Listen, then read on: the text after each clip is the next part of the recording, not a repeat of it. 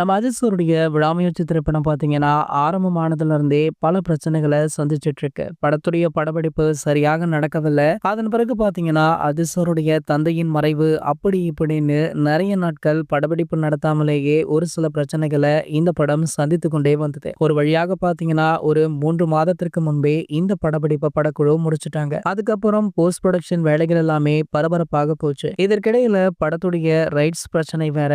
இந்த நிலையில பார்த்தீங்கன்னா, ஒரு வழியாக படம் பொங்கலுக்கு 10ஆம் தேதி ரிலீஸ் ஆகும் அப்படின்னு டீசருடன் கூடிய அறிவிப்ப படக்குழு அதிகாரப்பூர்வமாக வெளியிட்டாங்க.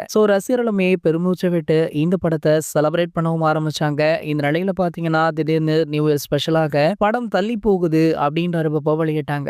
மீண்டுமே அப்செட் ஆன ஏகே ரசிகர்களை குஷிப்படுத்தும் விதமாக பிப்ரவரி 6ஆம் தேதி கண்டிப்பாக இந்த படம் ரிலீஸ் ஆகிடும்பா அப்படின்ற மாதிரி அப்டேட்டுமே விட்டுருக்காங்க.